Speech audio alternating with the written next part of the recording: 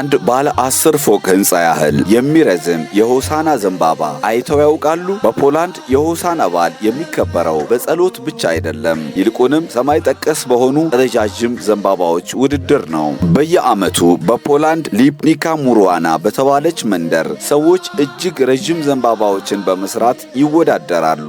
እነዚህ ዘንባባዎች ከ30 ሜትር በላይ ሊረዝሙ ይችላሉ።